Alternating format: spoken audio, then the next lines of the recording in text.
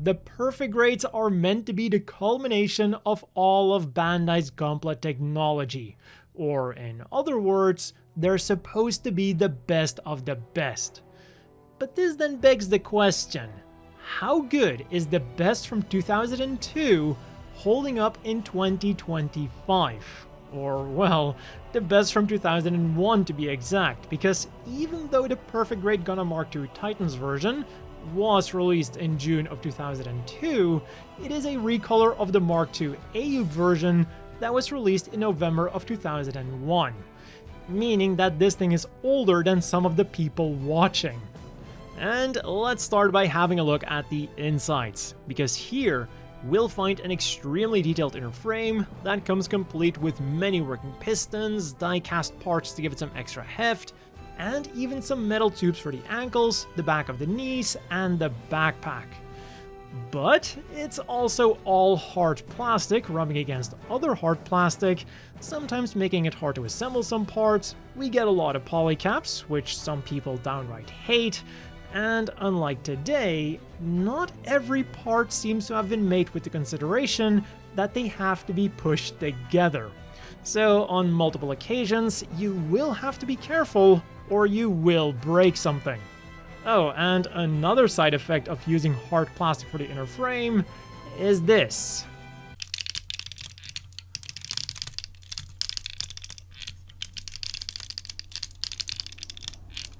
Oof, I don't know what cracks harder, that leg or my back after I was done assembling this thing. Because man, does it come with a lot of parts. Like even the individual fins on the leg vents are separate. This gives you a lot of bang for your buck, but after numerous long building sessions, it also made me realize that I needed a new chair. Racing chairs are great for protecting you in high-speed collisions, but not so great for hours of sitting behind a desk, whatever it is you do there. So out with the racing chair and in with today's sponsor, the C7 from Flexispot. I decided to go with a version that has a foam cushion, which is hypoallergenic and soft yet firm. It also comes with an adjustable headrest, 3D adjustable armrests, and even a forward tilt function that will reduce leg pressure and promote better blood circulation. Something that is ideal for people who have to spend long hours sitting, like me and probably also you. But of course, the big feature is its adaptive lumbar support, meaning no more mucking around with pillows, and just like with all of the other adjustments, it just clicks into place. So going from office mode to relax mode can be done in mere seconds. And if you prefer, you can also go for a mesh seat with an optional footrest for even more relaxing. But what if you're still a bit wary? Well, they offer a 30-day, no questions asked return policy, a 10-year warranty with direct replacements for damaged parts, and by using the code C730, you'll get a $30 discount on a C7. So why not try it? Another funny thing then is that the master grades and the perfect grades of this era had screws to tighten the joints. And I feel a bit conflicted about these because on the one hand, it goes against Bandai's snap together, no tools needed mantra, but on the other hand, I'd be lying if I said that I didn't enjoy screwing down certain parts, kinda like I'm working on an actual machine. They were probably included because the technology of the time required them to be included, but for me, the screws did enhance the overall building experience. And overall, it does make the Mark II's joints very sturdy. Except for the ankles.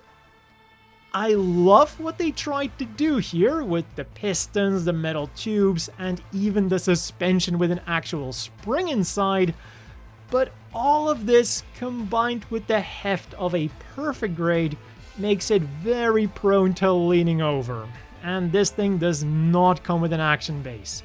So while it is very articulated, you're gonna have to be very careful. Maybe hunting down a third-party perfect grade action base isn't a bad idea, because Bandai does not have any for the Mark II. And now that you've had a chance to admire this beauty with its armor on, I know what you're thinking. Isn't it a shame that we covered up that amazing looking inner frame? It absolutely is, and that is another really cool feature that the old Perfect Grades pioneered.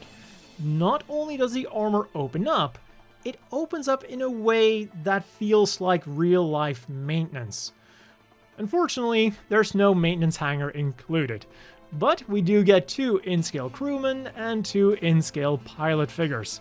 One as he's about to board the machine, and one for inside the cockpit. And since we're inside of the cockpit, this is where we get another really cool feature. Not only do the eyes and the main camera light up, but the inside of the cockpit lights up as well. Except mine has a really weird case of the gremlins.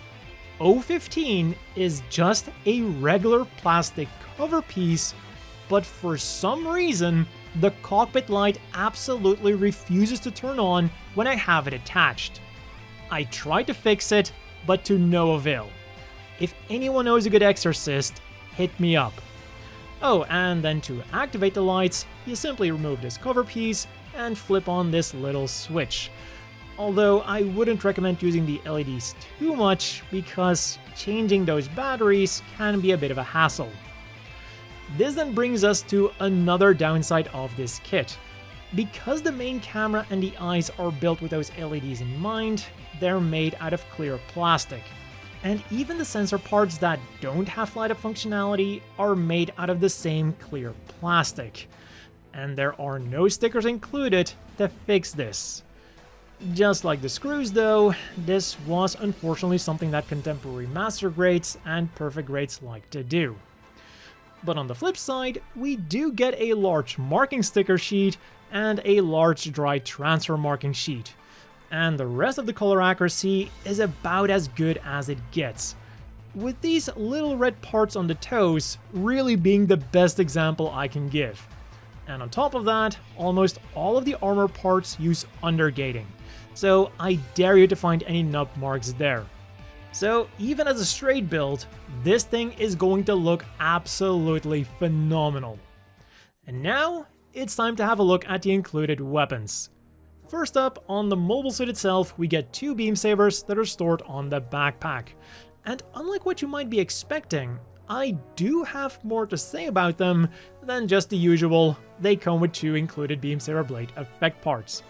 They have a pop-up peg, which is on a ball joint. So not only do they fit into the completely articulated hands very securely, but you can also adjust their angle. So this is really great for just a beam saber. For the optional weapons then, let's start small with the Vulcan pod, also known as the earmuffs. And again, they come packed with some really cool features. The antenna can move up and down, it can be transformed into a stored mode, and there is actually some molded details of the bullets inside. Next up, we have the beam rifle, which is just exactly what you'd expect from a Gundam Mark II beam rifle. It's got a movable handle, it slots into the hand with a big peg, it's got a removable E-pack, and when not in use, it can be stored on the side skirts. And we're also getting 2 spare E-packs, which can be stored on the shield. Which, dare I say, feels a bit over-engineered, but it actually works very well. We all know that the Gundam Mark II shield has a sliding mechanism, but here they really went above and beyond. The shield can rotate around on the top swivel joint, but underneath that is another section that rotates. Turning this slightly will unlock the upper half, allowing you to pull it back and slide the bottom half up. And thanks to the spring inside, everything just kinda snaps into position. While I was building it, it felt very finicky and made me a bit worried about using it, but again, to my surprise, it worked very well. And then to attach it to the arm, you have 3 options. You can either attach it to the back as is, or you can use a brace to, again, attach it to the back, or to the side. Finally, the bazooka then is, again, just your standard fare. It's got a movable handle that also has a big peg, and when not in use, you can store it on the back skirt. Which is harder to do than it sounds, by the way, because you have to angle it exactly right and then slide it to lock it. But on the flip side, for a perfect grade, this is a very good solution, because once in place, that bazooka ain't going anywhere. Less good then are the seam lines on this thing, which are pretty much invisible on the rest of the kit, and also the lack of a spare ammo cartridge. Because yes, you can remove the cartridge, and by attaching this piece to it, you can attach it to a side skirt, but unfortunately, there's no real point to this if you only have one Mark II with one bazooka and one cartridge. And I mean, come on, it's a perfect grade. Who's going to be buying 2 or more of these things? Anyways, we also got some more cool stuff other than the model kit itself. There's this piece of cardboard with a cool image of the perfect grade Mark II on it, and in addition to the standard instruction manual, we also get this extra booklet that contains more information on the lore of the Mark II. Of course, it is all in Japanese, but I do love it when they include little things like this. So as always, the inevitable question is, do you want to buy this? Absolutely. But just make sure you get some building experience with other Gunplas first, and do keep in mind that this is an older model kit. It's not to the point that it harms its quality as a Gunpla, but if you're used to modern kits, some of the design choices will leave you scratching your head. Once you get past that though, you'll be left with a chunky Gundam Mark II that both looks and performs fantastic. And for me, it definitely left me wanting for more. But again, maybe do consider hunting down a third-party action base for this thing. So for the size comparisons, first of all, here it is next to the perfect grade Sharazaku 2 and the perfect grade Unicorn Gundam. And because it's tradition, here it is next to the standard sized high grade Gym Custom and the usually bulky high grade Zaku 3. And that has been all for this review of this almost perfect kit of one of the best Gundams out there. Don't forget to check out Flexispot C7 with its 30-day trial and use the code C730 for a $30 discount. As always, a big thank you to the Patreon supporters. I hope everyone watching has a great day, and I'll see you all next time.